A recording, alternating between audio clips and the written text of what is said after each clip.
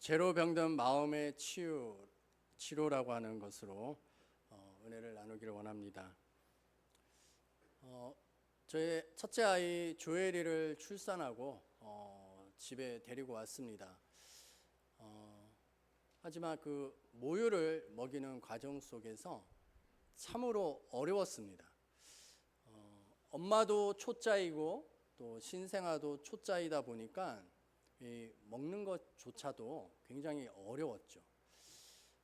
그러다 보니까 이 아이가 얼굴이 누렇게 뜨고 또 지루성 피부염과 같은 이 얼굴에 누런 딱지들이 막 덕지덕지 붙는 겁니다.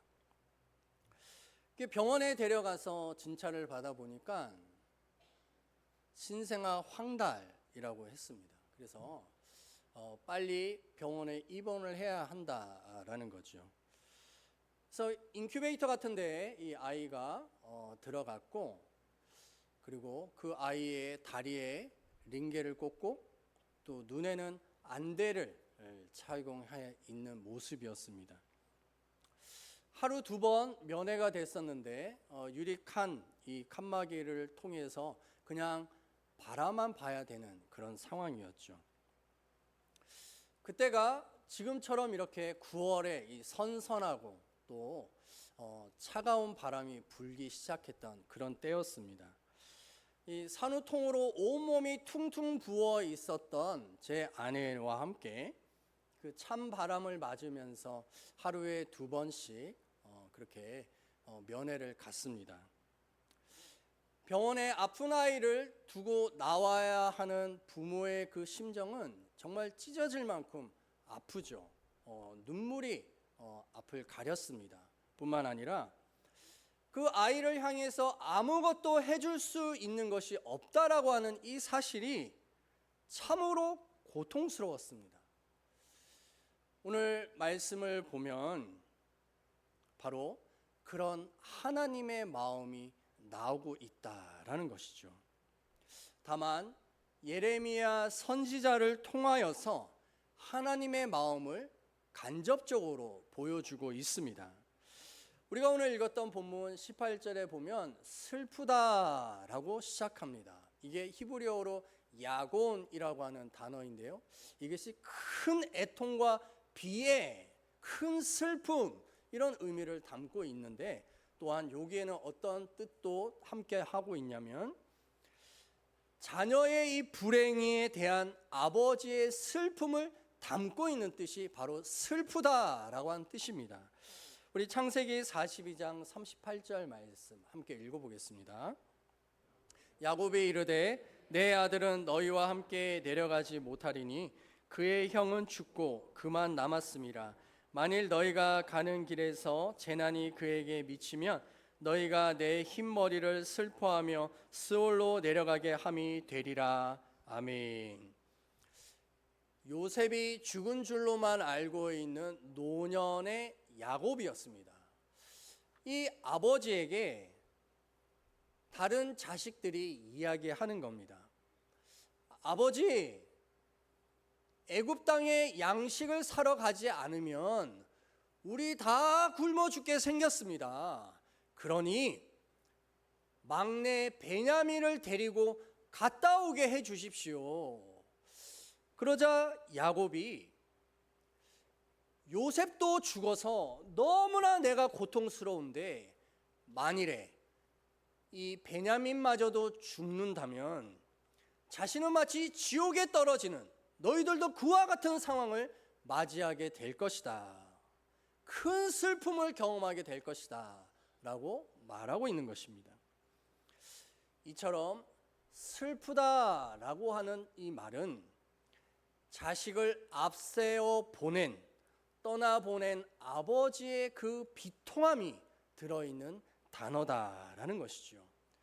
얼마나 슬프고 고통스러운지 오늘 우리가 읽은 본문에서는 계속해서 반복합니다. 18절에서 말씀하기를 내 마음이 병들었도다 라고 합니다.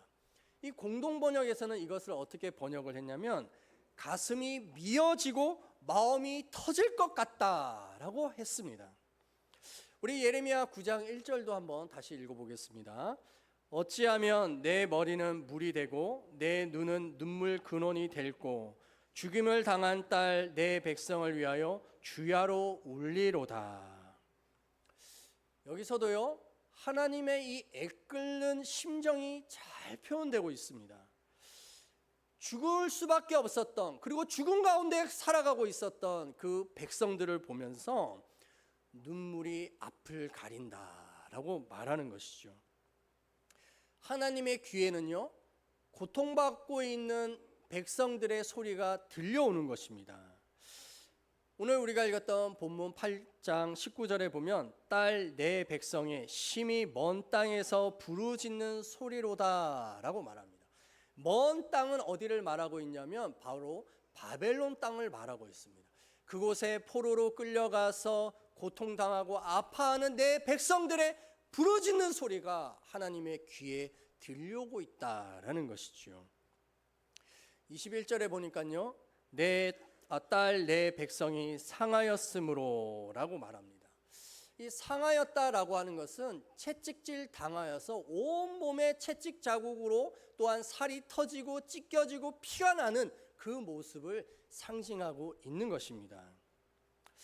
하나님께서는 딸 내 백성들에 대하여 반복하시면서 사랑하는 나의 자식이 맞아 죽어가고 있구나, 사랑하는 나의 자식이 짓밟히고 있구나, 사랑하는 내 자식이 병들어서 고통 가운데 있구나 라고 하는 그 모습 속에 슬프고 또 슬프다라고 하면서 하나님이 애통하는 것입니다.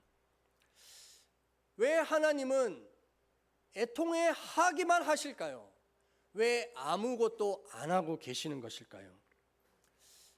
전능한 하나님이시면 못할 것이 아무것도 없을 텐데, 무조건 구원해 줄 수 있었을 텐데 왜 하나님은 아무것도 하고 있지 않으실까요?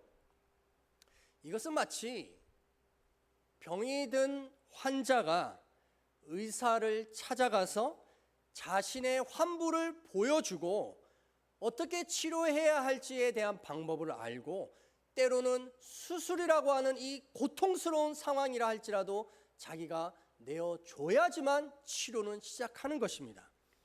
만약에 환자가 어떻게 의사 선생님에게 내 이 환부를 드러내, 부끄럽잖아, 나는 못하겠어 라고 하거나, 아니면 나는 하나도 아프지 않아, 나는 이쯤은 참을 수 있어 라고 생각하면서 나는 괜찮아 하면서 병원조차도 찾아가지 않는다면 그 환자를 치료할 수 있는 방법은 아무것도 없는 것이죠. 그와 비슷한 것입니다. 우리 예레미야 9장 5절 말씀 함께 읽겠습니다. 그들은 각기 이웃을 속이며 진실을 말하지 아니하며 그들의 혀로 거짓말하기를 가르치며 악을 행하기에 지치거늘. 자, 이것은 어떤 뜻이냐면 사람들은요, 자기 자신을 속입니다. 또한 이웃을 속여요. 거짓말하면서도 조금도 부끄러워하지 않습니다. 평강하다 하면서도 평강이 없으면서도 뭐라고 말한다고요? 나는 평강해 라고 하는 것이죠. 나는 잘 살고 있어, 잘 사는 척, 행복한 척, 기쁜 척, 만족스러운 척 하면서 척 하면서 살아가고 있는 모습이다라는 것입니다. 철저하게 자기 자신을 속이고 이웃을 속이는 가면을 쓰고 있는 모습이다라는 겁니다. 이렇게 가면을 쓰고 살아가고 있는 사람들의 특징이 무엇이냐면 지혜가 없다는 것입니다. 자신이 당하고 있는 그 고통과 아픔에 대해서도 깨달을 수 있는 능력이 없는 거예요. 그래서 매번 매번 비슷하고 반복되어지는 일로 인해서 손해를 보고 상처를 입고 고통을 당하는 삶을 살아가게 된다라는 겁니다. 지혜가 없는 사람들의 특징 중 하나가 무엇이냐면 문제가 생기면 회피해 버린다라는 거예요. 피해 버리면 될 거야 라고 하는 이런 생각을 가집니다. 사람들과의 관계로 인하여 갈등이 생기면 그 사람을 피해 버리면 문제가 해결된다라고 생각한다라는 것이죠. 그러다 보니까 직장에서 문제가 생기면 아유, 저 사람 내가 피해버리면 되지라고 하면서 옮겨버리게 된다라는 것이죠. 근데 이것은 문제를 회피한다고 해서 피해버린다고 해서 문제가 해결되는 것은 아닙니다. 더욱더 큰 고통과 아픔을 당할 뿐이다라는 것이죠. 우리 아모스 5장 19절 말씀 함께 읽겠습니다. 마치 사람이 사자를 피하다가 곰을 만나거나 혹은 집에 들어가서 손을 벽에 대었다가 뱀에 물린 같도다. 자, 이것을 한번 상상해 보십시오. 사람이 길을 걸어가는데 앞에 뭐가 나타나는 거예요? 사자가 나타나는 거예요. 우와, 이 사자와 내가 맞붙어 싸울 수 없잖아요. 그래서 어떻게 합니까? 나 걸어마, 나 살려라 하면서 뒤로 돌아서 도망가는 겁니다. 막 달려가다가 앞을 다시 봤는데 그 앞에 또 뭐가 있어요? 곰이 나와 있는 거예요. 우와, 내 사자를 피해서 도망왔는데 곰이 있네 하면서 또 다른 방향으로 죽음, 날 살려라 라고 하면서 막 도망가는 겁니다. 숨이 턱 밑에까지 차가지고 숨이 가슴이 터질 것처럼 아픈데 결국 집에 탁 도착한 거예요. 그래서 너무나 힘이 들어가지고 벽에 손을 탁 짚고 숨을 몰아쉬고 있는데 갑자기 아야 하면서 손에 고통이 찾아오는 겁니다. 그래서 손을 보았더니 뭐가 물고 있어요? 독사가 물고 있는 거예요. 어떻게 됐을까요? 살았을까요? 죽었을까요? 죽었겠죠. 이게 우리들의 모습이라는 거예요. 피하면 될 거야. 회피하면 될 거야. 그것은 마귀가 속이는 거짓말입니다. 피해버려. 다시 안 만나면 되잖아. 하지만 그 사람을 피해버리면 또 다른 곳에서 누구를 만나요? 더 엄청난 사람을 만나게 돼 있어요. 그러므로 문제를 직면하고 그 상황 속에서 하나님이 뭐라 말씀하시는가에 대해서 말씀을 가지고 실험해야 한다는 거예요. 그렇게 하지 않으면 계속해서 피하고 피하는 인생은 어떤 모습과 같냐면 나무와 똑같습니다. 나무를 옮겨 심으면 그 나무가 뿌리를 내리기 시작해요. 그런데 마귀가 와서 막 흔들어요. 흔들면서 뭐예요? 뿌리가 내리지 못하도록 뽑아버리고 또 다른 데 옮겨 심습니다. 그러면 옮겨 심으면 또 나무가 어떻게 해요? 뿌리를 내리려고 안간힘을 써요. 그러면 또 마귀가 어떻게 해요? 막 흔들어서 또 옮겨 심는다는 거예요. 뿌리가 깊이 내리지 않으면 무엇을 거둘 수가 없어요? 열매를 거둘 수가 없어요. 교회를 다니는 하나님을 믿는다라고 하는 많은 성도들이 인생에 하나님이 열매 맺게 하시는 그 열매를 맺지 못하고 살아가는 사람들이 너무 많다는 거예요. 왜요? 문제를 직면하지 않고 계속 회피의 방법을 쓰기 때문에. 하나님께서는 우리에게 말씀하십니다. 우리의 인생에 끊임없이 일어나는 고통과 아픔들에 대하여서 우리를 구원하기를 원하신다라는 것이죠. 그러므로 우리의 이 아픔은 우리의 영혼을 구원하기 위한 하나님의 방편이 되는 줄 믿으시기 바랍니다. 마치 예수님께서도요, 십자가를 지시는 이 고통과 아픔을 직면하셨습니다. 그리고 죽으셨습니다. 부활하시고 하나님께서 높이 올리신 이후에 온 땅의 수많은 영혼들을 구원하기 위한 하나님의 방편이 되신 것이죠. 그러므로 우리는 우리의 이 아픈 환부를 열어야 하는 것입니다. 솔직하고 정직하게 직면해야 하는 것이죠. 우리가 쓰고 있는 가면을 벗어야 합니다. 그때가 진정한 치료의 시작이 됩니다. 여러분들의 앞날이 혹시 깜깜하십니까? 약속의 말씀을 펼치십시오. 하나님을 아는 일에 힘을 쓸 수 있기를 축복합니다. 큐티인 남기광이라고 하는 분의 이 간증을 읽어드리겠습니다. 제게는 아버지의 폭력과 부모님의 이혼이라는 아픔이 있었습니다. 하지만 이런 가정 불화를 숨기려고 오랫동안 가면을 쓴 채 살았습니다. 혈기왕성하여 모든 환경에서 주인공이 되고 싶었습니다. 친구 우상이 있어서 SNS에 친구들과 놀러간 사진을 수시로 올리며 인기를 과시했습니다. 사람들에게 주목받기 좋아하다 보니 매주 교회에서 예배드리고 청년부에서 형제들끼리 소그룹 모임을 하는 게 너무 구질구질하게 느껴졌습니다. 그러다가 코로나19로 외출이 제한되면서 자연스럽게 친구 우상을 내려놓게 되었습니다. 회사 사정도 어려워지자 마음이 공고해졌습니다. 때마침 공동체의 권면으로 교회에서 10주 동안 양육을 받았습니다. 말씀으로 제 삶을 돌아보고 저의 수치를 고백하고 나서야 제가 돌아가야 할 곳이 바로 예배의 자리임을 알게 되었습니다. 더불어 지난날 방탕했던 삶 속에서 저를 지켜주신 하나님의 사랑이 깨달아지면서 감사가 넘쳤습니다. 그렇게 하나님의 도우심으로 이기적이고 거짓된 모습을 회개할 수 있었습니다. 하지만 여전히 적용까지는 어렵게 느껴졌습니다. 믿지 않는 친구들을 만날 때마다 아직도 마음 한편엔 혈기와 정죄가 올라오기 때문입니다.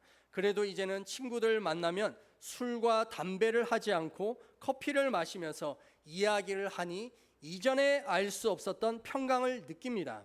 저의 이기적이고 교만한 모습 때문에 상처받았던 친구들이 독사 같은 말을 할 때면 그들이 저를 위해 수고했다는 생각이 들어 고개가 숙여집니다. 앞으로도 큐티하며 저의 혈기와 교만을 보고 회개하기를 소망합니다. 직장 동료에게 명령조로 이야기하지 않고 부탁해요 라고 말하겠습니다 라고 하는 이런 구체적인 적용을 간증하였습니다.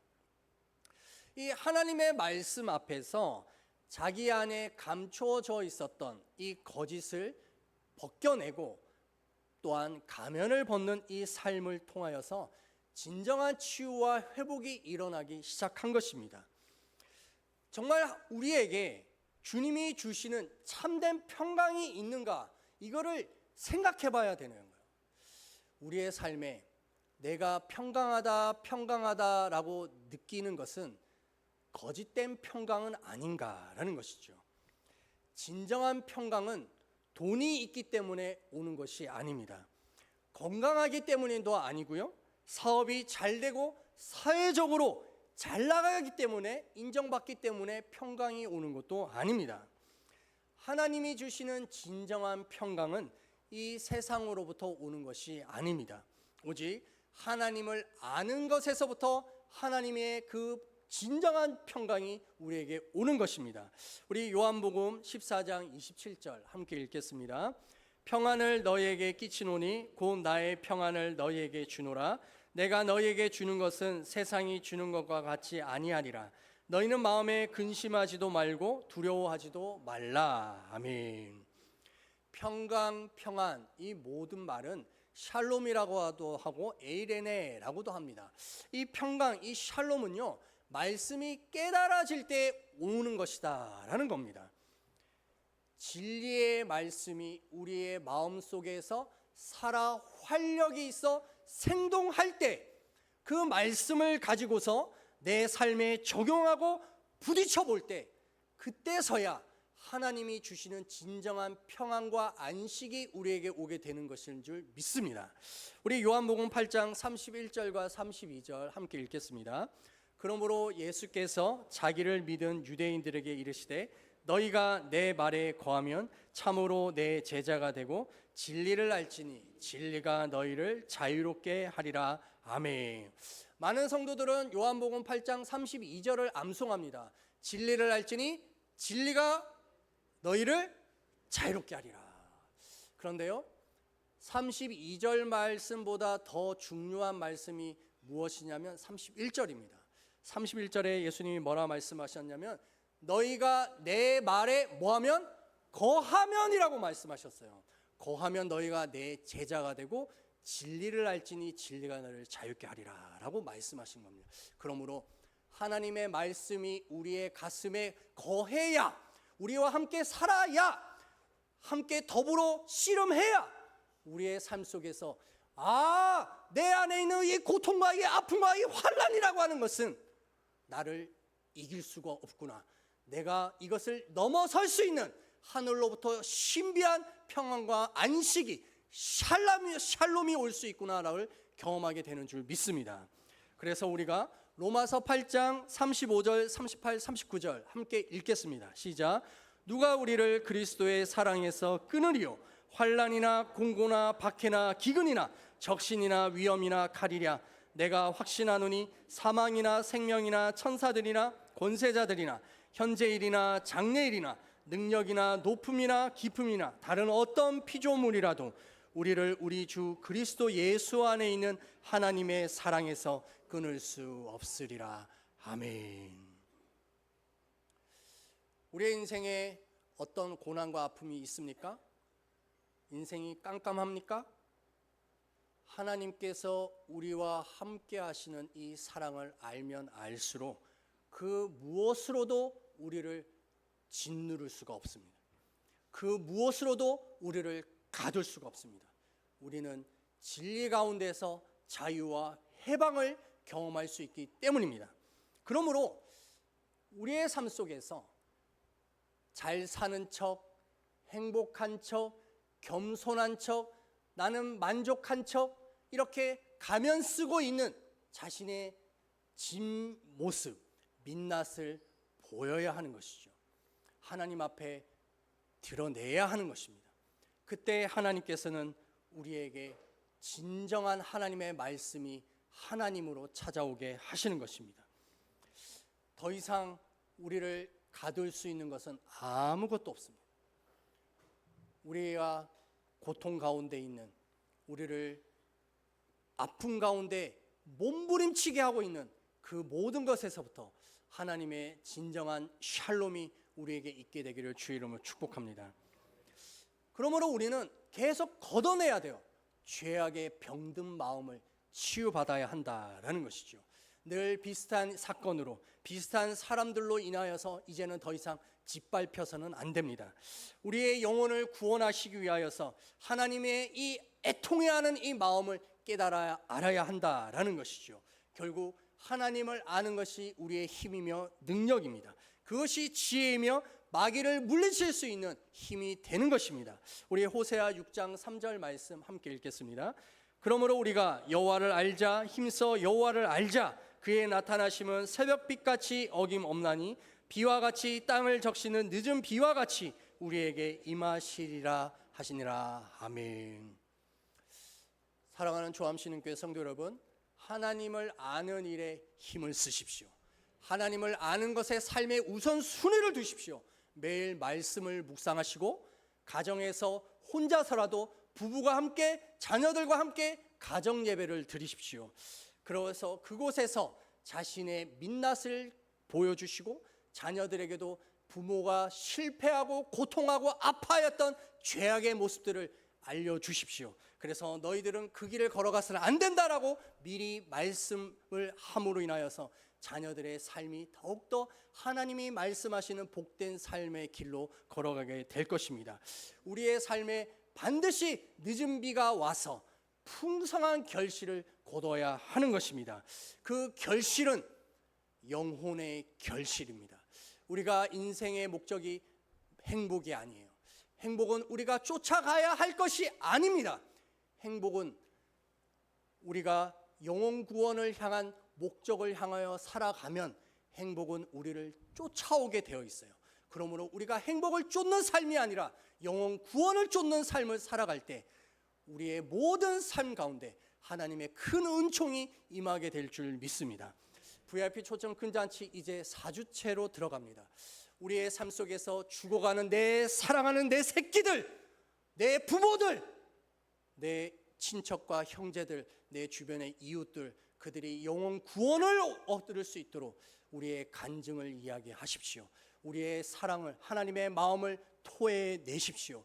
하나님께서 일하실 줄 믿습니다. 우리 이 시간 함께 결단의 기도를 합시다. 하나님, 내가 내 만족, 내 행복, 내 이익을 위하여 살아왔던 내 인생을 용서하여 주시고 내 인생의 목적이 영혼 구원이 되게 하여 주셔서 내가 구원받고 내 형제들, 내 가족들이 구원받을 뿐만 아니라 내가 함께 살아가고 있는 진정한 구원이 필요한 자들에게 예수의 십자가의 복음을 간증할 수 있게 해달라고 우리 함께 주여 청하며 기도하겠습니다. 주여! 할렐루야. 하나님 아버지, 주님 앞에 우리의 고백을 구합니다. 오 주님, 우리가 똑같은 사건 속에서 고통하고 있지는 않습니까? 똑같은 사람들로 인하여서 피해버리고 고통하고 아파하고 있지는 않습니까? 오 주여, 우리의 삶 가운데 예수 그리스도의 이 십자가의 구원이 진정한 간증이 되게 하여 주시옵소서. 똑같은 것에 직면하여 이제는 싸우게 하여 주시고, 하나님의 말씀이 우리의 마음판에 거하게 하여 주셔서 죄로 병든 우리의 마음이 치료함을 받게 하여 주시옵소서. 싸우고 이길 수 있는 힘을 얻게 하여 주시고, 우리를 끊임없이 거짓말로 속삭이는 악한 마귀들을 대적할 수 있는 자들이 되게 하여 주시옵소서. 새벽빛과 같이 어둠을 물러나게 하리라. 늦은 비와 이른 비를 통하여서 너희의 인생에 추수의 열매를 거두게 하리라. 맛보아 알게 하리라 라고 말씀하시는 것과 같이 우리의 인생이 진정한 복을 누리게 하여 주시옵소서. 아버지 하나님께서 하늘의 복을 주시는 그것을 누리게 하여 주시고, 이 땅에 썩어 없어질 것으로 인하여 만족하지 않게 하여 주시고, 진정한 복, 하나님을 아는 것으로 인하여 복을 누릴 수 있는 자들 되게 하여 주시옵소서. 여호와를 알라, 여호와를 알라, 힘써 여호와를 알라 라고 말씀하신 것처럼 말씀을 묵상하고 가정 예배를 드림으로 인하여서 여호와를 알게 하여 주시고, 하나님의 치유와 회복이 우리에게 일어나게 하여 주시옵소서. 예수님의 이름으로 기도드립니다. 아멘.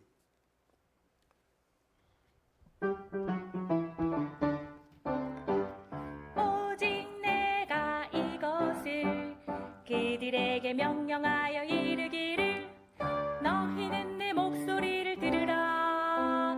그리하면 나는 너의 하나님이 되겠고 너희는 내 백성이 되리라. 너희는 내가 명령한 모든 길로 걸어가라. 그리하면 복을 받으리라 하였으나, 예레미야 7장 23절. 아멘.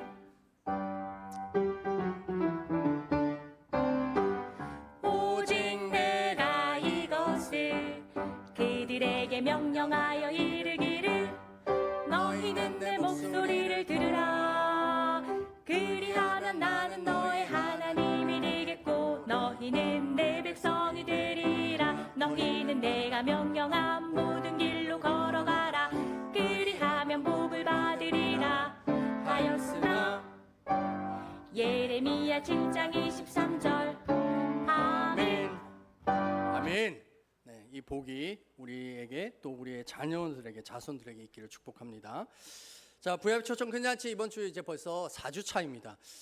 우리가 작정하신 분들 명단을 1층 로비에 보면 붙여놨어요. 그리고 여러분들이 작정한 기도 매일 또 아침, 점심, 저녁 중에 언제 또 금식하며 기도할지도 그 게시판에 붙여놨으니까 여러분들 영혼 구원을 위해서 계속 기도해 주시고, 또한 무리가 내게로 오느니라라고 하는 이 주제처럼 정말 빛을 갖고 있으면 어둠에 있는 사람들이 오게 되어 있어요. 우리가 이 밝은 빛을 등경 위에 두어서 우리 지역을 또 밝힐 수 있게 되기를 축복합니다. 부협초청일 10월 6일과 13일